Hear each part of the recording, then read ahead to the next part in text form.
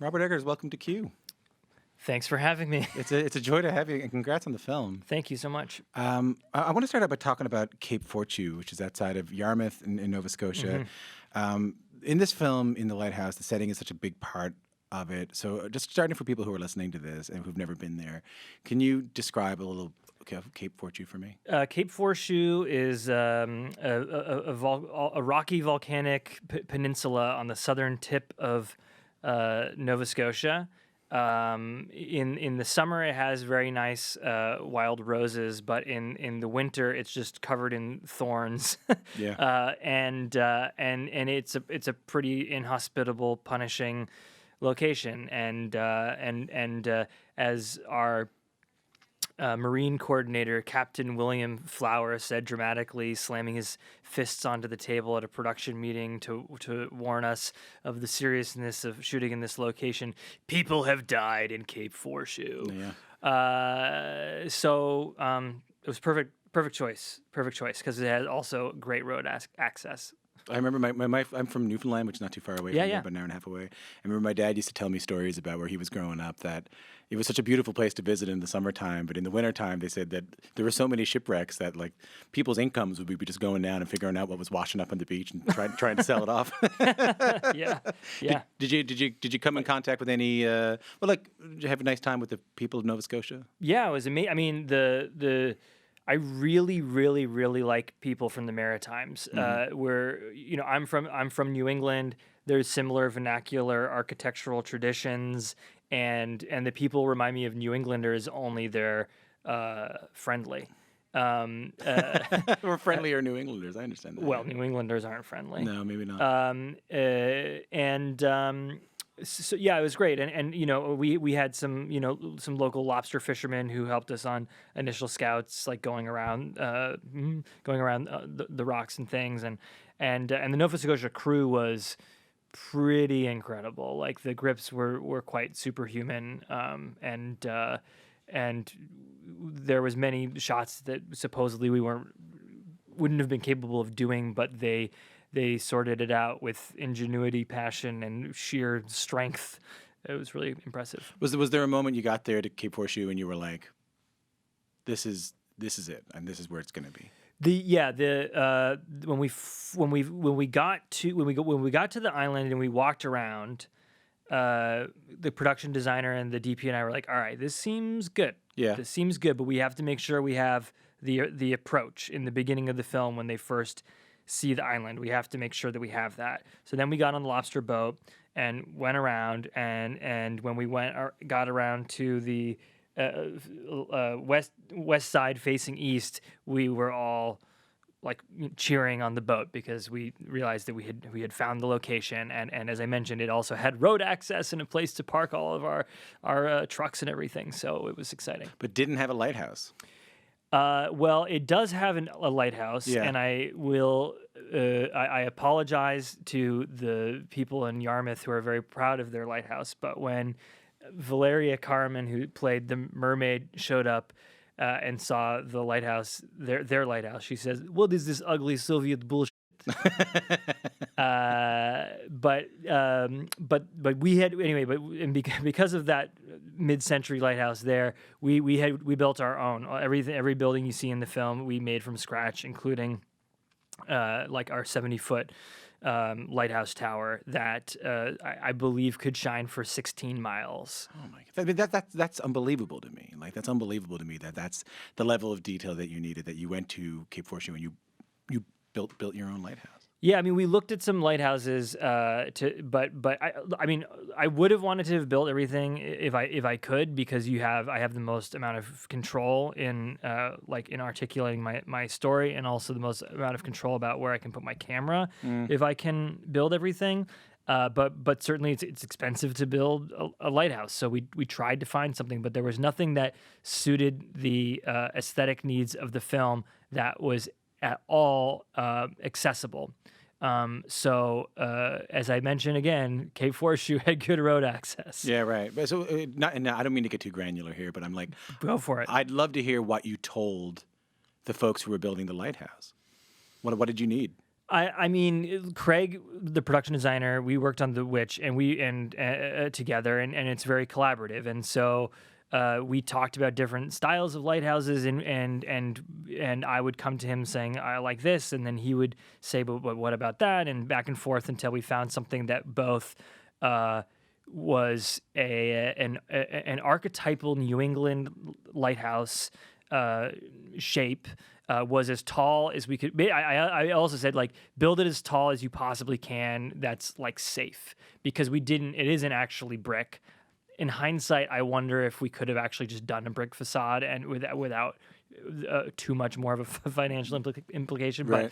But in any case, but it was scaff, so we had to figure out how what's the maximum height that we can make it that it's not gonna blow over, because actors need to be up there. Yeah. I was thinking, I saw it was on Instagram yesterday. I don't know if you know, a big hurricane just hit I do. Halifax yesterday. And I was on Instagram, and I saw my buddy Adam, who's from Dartmouth, and he was outside smoking a cigarette in the middle of the hurricane and having a beer. And I just thought, well, this is just the most Nova Scotian thing I've ever seen in my entire life. Of course. But it did make me think a little bit about your film, because it made me think that, these scenes where the wind is whipping at you and the kind of the harsh conditions, as you said, people have died in Cape Horseshoe. They're not entirely created. You were on a rock in the middle of the North Atlantic. You were dealing with the weather and stuff that I grew up with. I mean, what are some memories of shooting just in the harsh conditions of the North Atlantic? Well, even before shooting, I remember we were there like the day after a nor'easter, and the swells were massive, and we were trying to have a tech scout and talk about how we were going to shoot on the island, and we would be less than 3 feet away from each other. We couldn't hear each other talking. And there were days like that on the shoot. Many of the scenes that look like, oh man, they must have like a helicopter above them for wind and rain machines were real. Yeah. It was really just like certain times when we would have been like putting the actors into like serious bodily harm it's all practical water effects. Were there moments where you were like, you know what, I got to pack it up, like this is too intense? No, because that's what we came to Cape Horseshoe for. I guess so, hey. But it is if I haven't used the word already, it was punishing, and we were often really behind schedule because of the weather, and we were shooting on black and white 35 millimeter film with antique lenses, combining 3 different eras of camera equipment, somewhat dissidently technology-wise, and while we have gale force winds and rain going into the lens, it's not easy. But I don't want to get too heady here. But I'm not a filmmaker. I'm not an actor. I come from music, so I don't really fully get it. Like, but I think I also kind of do. Like all of these things that would turn whatever it is, something about you personally. These things that might deter other people. No, I can't shoot in this. These delays would keep us too much. There's not the right lighthouse. I have to build a lighthouse. There's a nor'easter that would take out a community in the 1800s, but I still want to film in it. All these things are worth getting through because the achievement of your specific vision is that important to you. It overrides all those things. Well, it's not so much that it overrides those things. Those are the things that are necessary to achieving the vision. You know, so you know what I mean. Like, I mean, what's the fun in? I mean, there's no fun in shooting this movie in LA on a green screen, and no one's gonna really believe it, and you aren't gonna get the performances.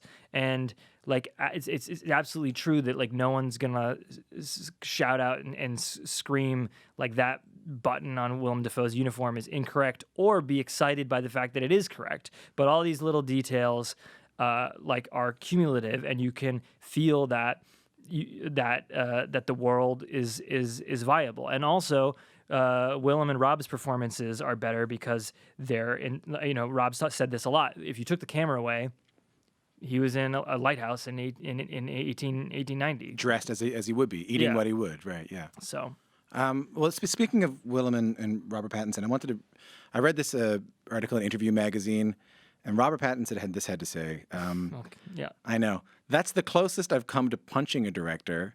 However much I love Robert Eggers, there was a point where I did 5 takes walking across the beach.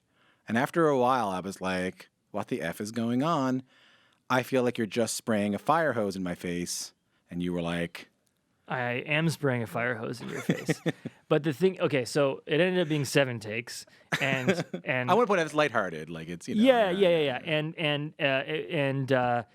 and we used the 7th take, so it was worth it. But basically, I mean, look, we were shooting a close up that day. It was raining, but the rain wasn't reading enough on camera, so we had to use a hose to get the rain to read in his close-up. So that was the reason why it was done that way. Rob was incredibly professional on set. If that day or any other day he wished to cause me bodily harm, I didn't know that. So thanks, Rob.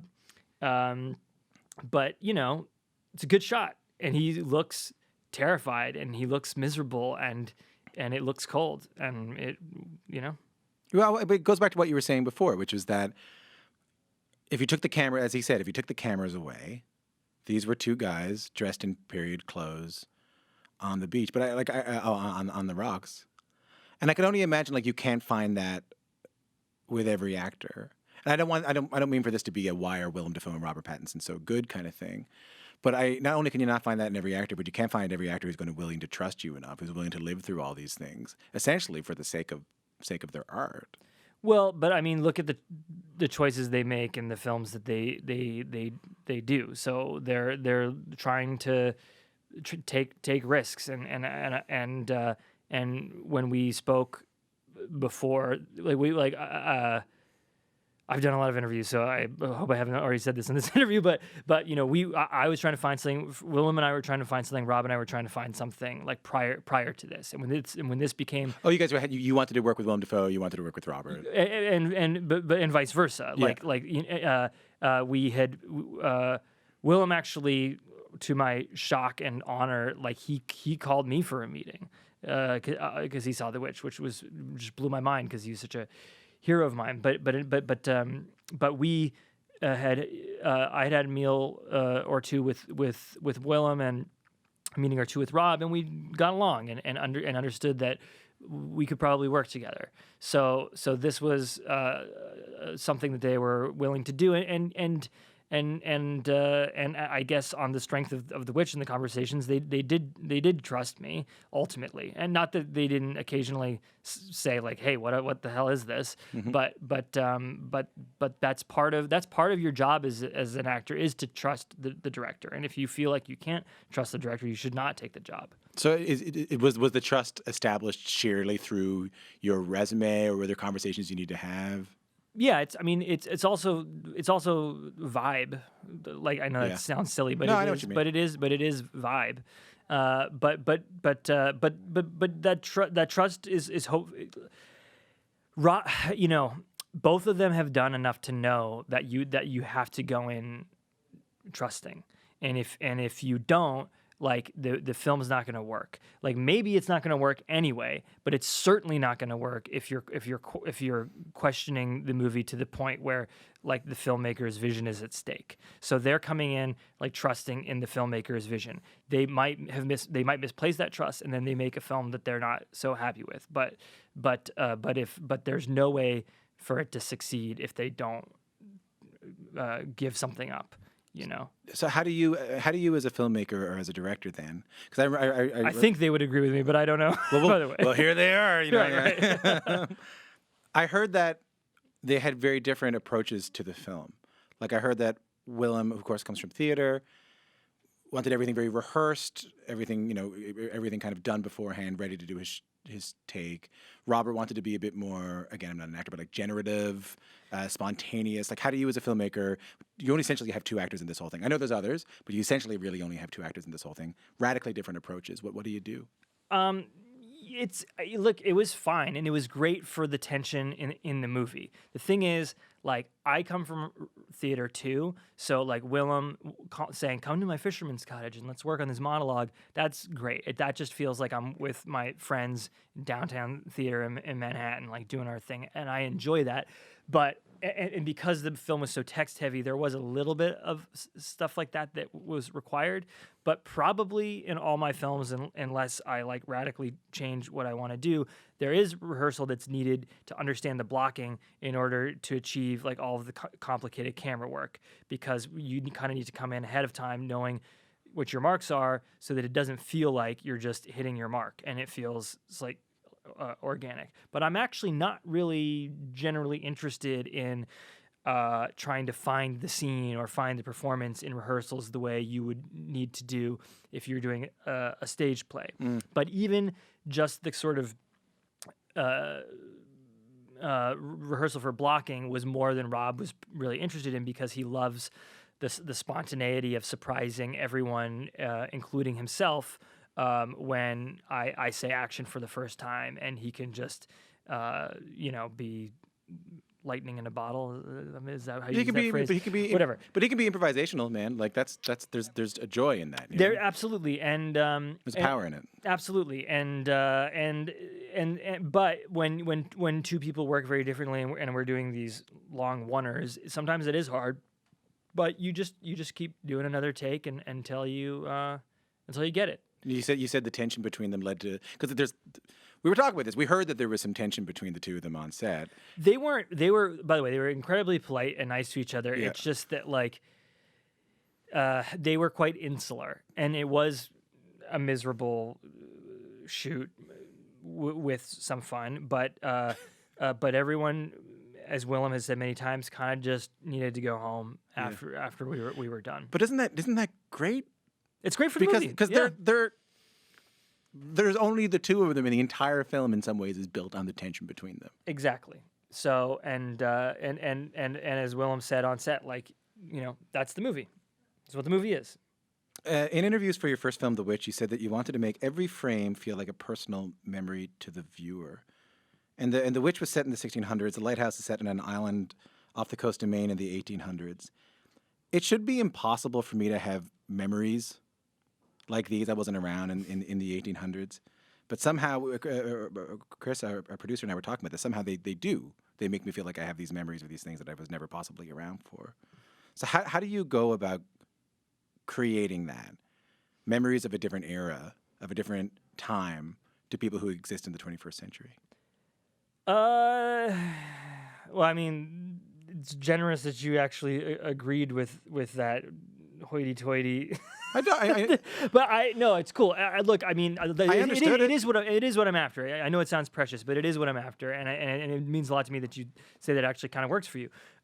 So it's just about doing a deep dive into the research and the world and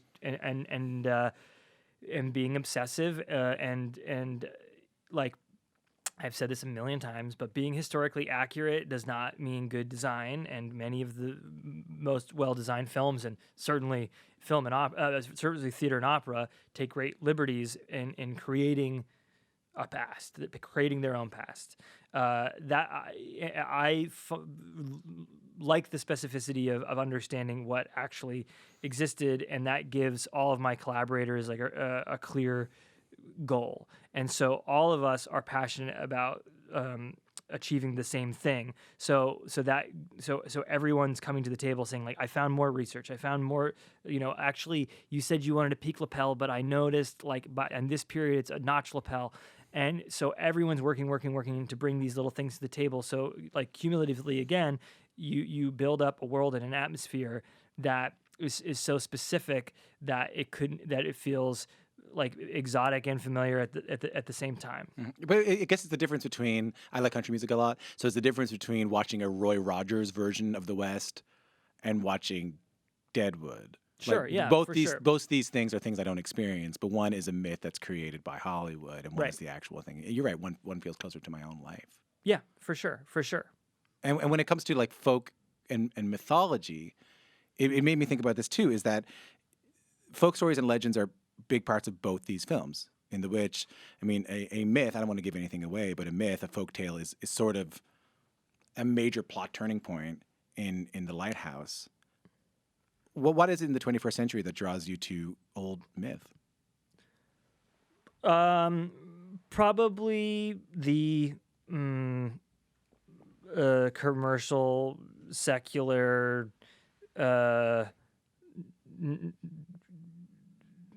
nihilistic worldview that we live in, and sort of being reactionary against that. I don't know what you mean. I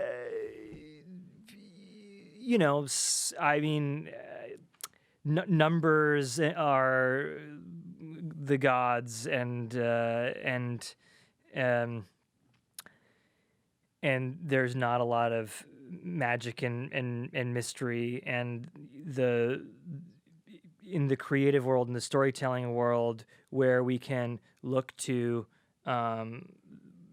like the higher powers, whatever they may be, is in science fiction movies that like push the boundaries of like philosophy and belief, but those same themes like resonate to me in the past, and the dead speak loudly to me. I mean that metaphorically. Mm-hmm. I'm not. We don't have to call anybody in to take you away. Sure. No. But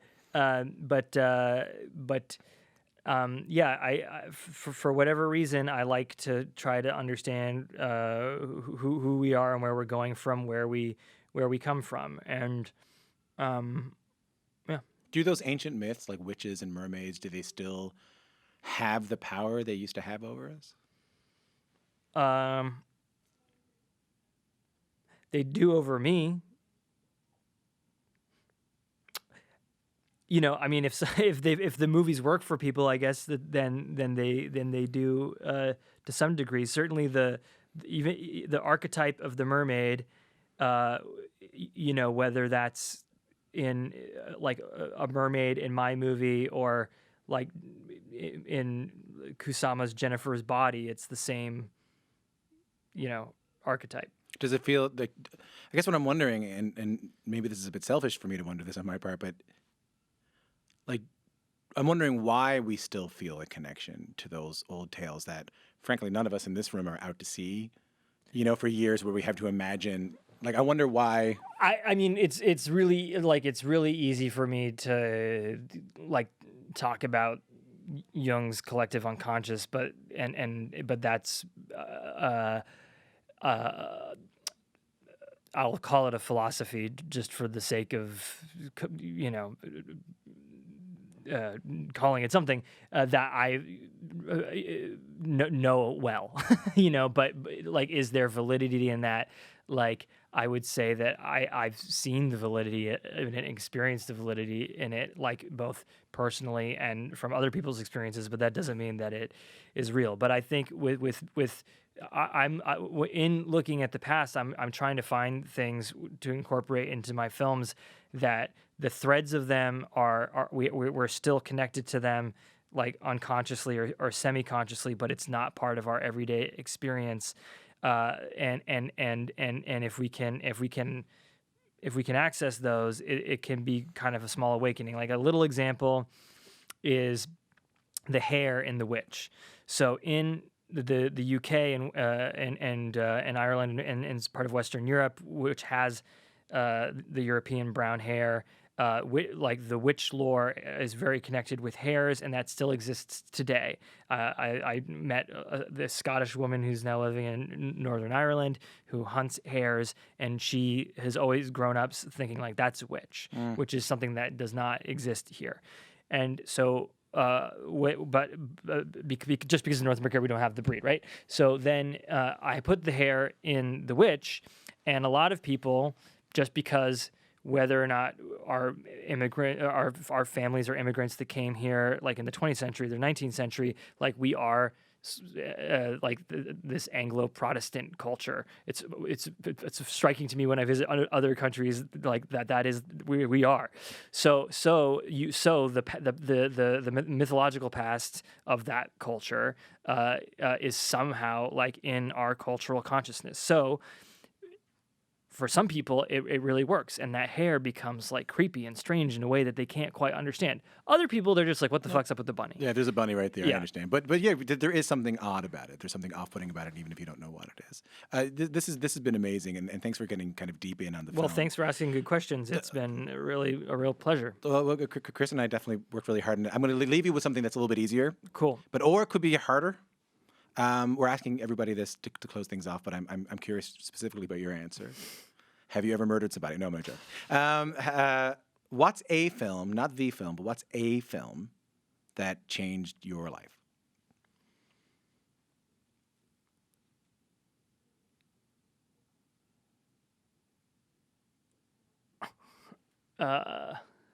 Glad. I think it's good. Yeah, you can cut that long pause out. We're going to keep that in for tension. I mean, like obviously this medium is like the medium I've chosen and been incredibly fortunate to be able to work in. So there's so many that have changed my life. I guess I'll give the most like boring one for me because I've talked about it before. But so Nosferatu was really huge for me. When I was in grade school, I was looking at a book in a library about vampires, and there's a picture of Max Schreck, and I thought, what is that? That is the coolest thing I've ever seen. So with the help of my mom, we like went to this video store that was like 30 minutes away. It was rural New Hampshire, whatever. And we had to order the VHS, which would then get like, mailed, blah, blah. And I really, for whatever reason, I was quite captivated by it. Then when I was in high school, I had the opportunity to do I did a lot of theater, and I had the opportunity to do a senior directed play, and I did a play of Nosferatu, and a gentleman named Ed Langlois saw this shitty high school cardboard play, and he had a local theater and asked me to bring that to his theater and do it like in a semi-professional fashion. Right. And so that, changed my life and made it clear that this is what I want to be doing with my life. For people who maybe need a little push to see Nosferatu, if we're hoping that by people hearing these things, they'll go to see the films. For people who need a little push to go see it, just to tell us a little bit about what it is and what makes it so great. Well, look, some of the performances in the movie are dated and weird and cheesy and corny. So you have to just kind of take that with a grain of salt. But there is a kind of atmosphere that Murnau can create that it hasn't really been equaled. There are things about Max Schreck's performance that are truly eerie and singular and magnetic and it's also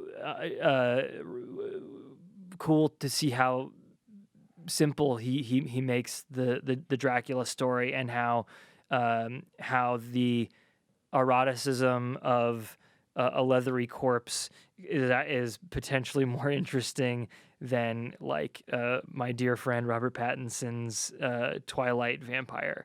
And also if you're like a film student or like whatever, man, it's part of the fabric of what horror cinema is just from that movie. Like so many of the like there's a lot of early movie tropes that come from a theatrical tradition, and there's some in there, but so many of the things that just made the Universal things and then the Hammer things and so on and so forth come from not just German Expressionist cinema, but that movie.